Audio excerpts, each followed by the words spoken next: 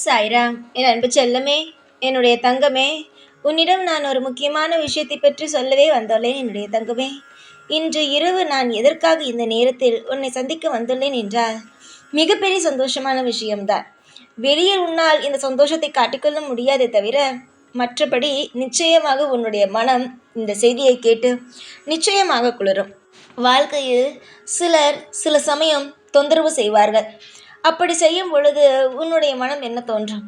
ஏன் இவனெல்லாம் இருக்கிறான்? எதற்காக இவ்வளவு துன்புறுத்த என்னை செய்து கொண்டு என்னை கஷ்டப்படுத்தி கொண்டு இருக்கிறான் என்று உனக்கு தோன்றும் அல்லவா? அப்படியே தோன்றும் நபரை நீ என்னென்ன வார்த்தைகள் சொல்லி மனதுக்குள்ளேயே திட்டிருப்பாய், என்னென்ன சாபங்களை விட்டிருப்பாய். அந்த நபரானவன் மேற்கொண்டு நன்றாக இருக்கும் பொழுது நானும் எவ்வளவோ சாபமுட்டெல்லாம் பார்க்கிறேன், ஆனால் ஒன்றுமே அவனுக்கு பழிப்பதே இல்லையே என்று. தங்கப்பிள்ளையே, அவன் அவன் நீ சாப விடும் பொழுதெல்லாம் அவனுக்கு நல்ல நேரம் நடந்து கொண்டு இருந்தது. அவனுடைய நல்லது செய்ததற்கான பலன்களை அடைந்து கொண்டு இருந்தான். அவனுக்கு இப்பொழுது கெட்ட நேரம் வந்துவிட்டது. அதாவது யாருக்கு? தங்கமான பிள்ளையே, உனக்கு துரோகம் செய்தான் பத்தியா? உன்னை நம்ப வைத்து, உன்னை ஒவ்வொரு நாளும் நம்ப வைத்து ஆசையாக பேசி நீ இப்படி அப்படி என்று சொல்லி உன்னையே நீ மறந்து போகும் அளவுக்கு சந்தோஷமாக வைத்திருந்து விட்டு கடைசியில் ஒருவன் உன்னை ஏமாற்றி விட்டு போனான் பத்தியா? அவனை தான் சொல்கிறேன். எவ்வளவு பெரிய துரோகி அவன்! சிரிப்பான், சந்தோஷமாக பேசுவான், உன்னையே நீ மறக்கும் அளவுக்கு நீ இப்படிப்பட்டவள் என்று சொல்லி இப்படிப்பட்ட உறவா நமக்கா கிடைத்திருக்கிறது என்று நீயே சொல்லி பெருமையாக உன்னை நினைக்கும் வகையில் அவ்வளவு சந்தோஷங்களையும் கொடுத்தவன் இன்று உன்னோடு இல்லை. காரணம், அவன் வேறொரு வாழ்க்கையை பார்த்து விட்டான், அவன் வேறொரு வழியில் சென்று விட்டான்.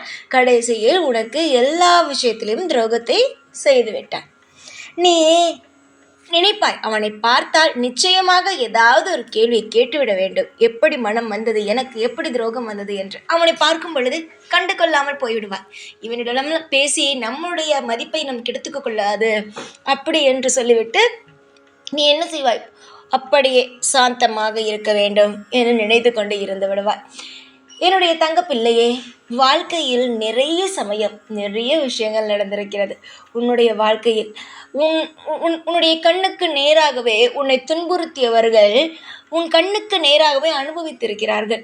அப்பொழுது நீ நினைப்பாய் அல்லவா, என்னை அவன் துன்புறுத்தினான் என்று அவன் அனுபவிக்கிறான் என்று. அதே மாதிரி உன்னை நம்பிக்கை துரோகம், அதாவது நம்ப வைத்து துரோகம் செய்தவன் அவனுடைய இல்லத்தில் மிகப்பெரிய ஒரு விஷயத்தை நடத்தி நான் அவனை வீட்டில் இருப்பதா இல்லை வெளியில் செல்வதா, எங்கு போனாலும் நிம்மதியே இல்லையே என்று சொல்லி புலம்பும் அளவுக்கு அவனை கொண்டு வரப்போகிறேன்.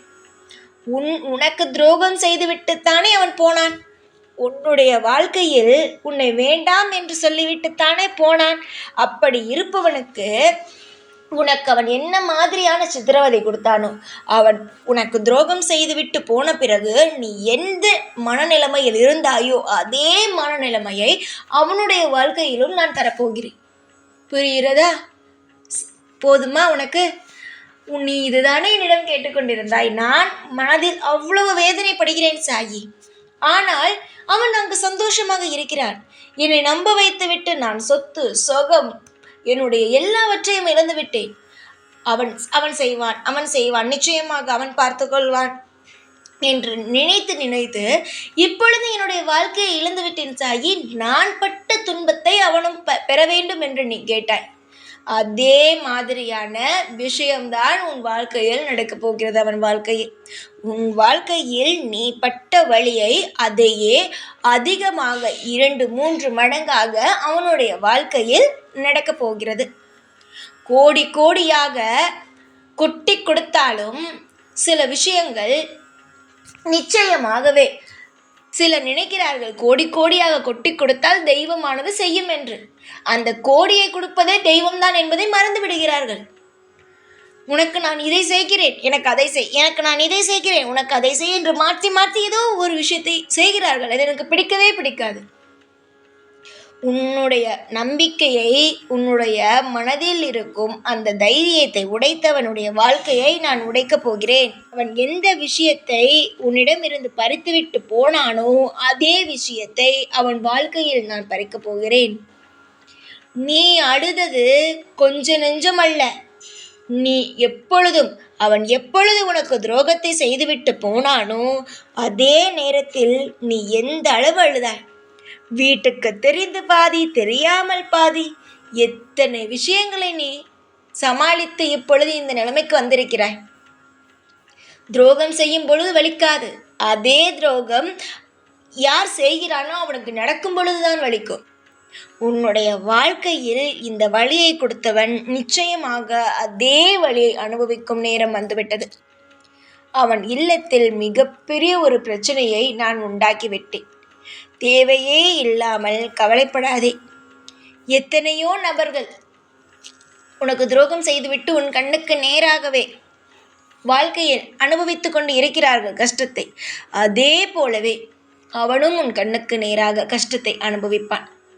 காலம் முழுவதும் நிச்சயமாக நான் உன்னோடு இருக்கிறேன், உன்னோடு நான் எப்பொழுதும் இருப்பேன் என்று நீ நம்பும் அளவுக்கு உன்னுடைய வாழ்க்கையில் நிறைய விஷயங்கள், உன்னுடைய வாழ்க்கையில் உனக்கு பிடிக்காமல் நிறைய விஷயங்கள் நடந்தது. இது எல்லாமே மற்றவர்களுக்கு நீ உன்னுடைய வாழ்க்கையில் வழிவிட்டது மட்டும்தான். நீ எப்பொழுது பாதுகாப்பாக இருந்தாயோ அப்பொழுதிலிருந்து உன் வாழ்க்கையில் இதுவரைக்கும் இந்த நிமிஷம் துரோகம் நடக்கவில்லை. ஆனால் இதற்கு முன்பெல்லாம் நிறைய பேருக்கு உன்னுடைய வாழ்க்கையில் வழிவிட்டு நீ ஒதுங்கி நின்றிருக்கிறாய். இனிமேல் உன்னுடைய வாழ்க்கையில் யாருக்கும் எந்த ஒரு நிலையிலும் நீ இதை செய்து தாருங்கள், அது செய்து தாருங்கள் என்ற பொறுப்புகளை அவர்களுக்கு கொடுக்காதே. பொறுப்பு என்பது உனக்கானது. உன்னுடைய வாழ்க்கை உனக்கான ஒரு பொறுப்பு. அதை நீதான் நல்லபடியாக எடுத்து எல்லா விஷயத்தையும் செய்ய வேண்டும். அமைதியான வாழ்க்கை கிடைக்கும். உனக்கு துரோகம் செய்தவர்கள் நிச்சயமாக தண்டனையை அனுபவிப்பார்கள். காலம் முழுவதும் உன்னுடைய வாழ்க்கையில் நீ கஷ்டத்தை அனுபவிப்பாய் என்று ஒரு நாளும் நினைக்க வேண்டாம். துரோகம் செய்தவனுக்கு நிச்சயமாக தண்டனையும் நிறைய பாடங்களும் நான் தருவேன். யோசித்து தேவையில்லாமல் மனதை போட்டு குழப்பிக்கொண்டு கவலையோடு இருக்க வேண்டிய அவசியம் உனக்கல்ல. இனிமேல் கவலைப்பட போவது உனக்கு துரோகம் செய்தவன் மட்டும்தான். நீ சந்தோஷமாகத்தான் இருக்கப் போகிறாய். நாள் பொழுதும் எவ்வளவு வேகமாக ஓடுகிறது, அதே போலவே நிச்சயமாக இந்த கவலையானதும் ஓடி உன்னுடைய வாழ்க்கையில் பல இன்பங்களும் துவங்க ஆரம்பித்துவிடும். யோசிக்காதே, எதையும் பற்றி சிந்திக்காதே. கவலை கொடுக்கும் அளவுக்கு ஏதாவது பிரச்சனை வந்தது என்றால் அதை தயங்காமல் என்னிடம் சொல். மனதிலேயே போட்டு குழப்பிக்கொள்ள வேண்டாம். உனக்கு ஆறுதலாகவும் மனதில் இருக்கும் ஒவ்வொரு விஷயத்திலும் நல்லது செய்யவும் இங்கு நான் உனக்கு இருக்கும் பொழுது தேவையில்லாமல் கவலைப்படக்கூடாது. அமைதியாக இரு. சீரும் சிறப்புமாக உன்னை நானே வாழ வைக்கிறேன். எப்பொழுதும் உன் கூடவே இருப்பேன். இந்த சாய்நாத். ஓம் சாய்ராம்.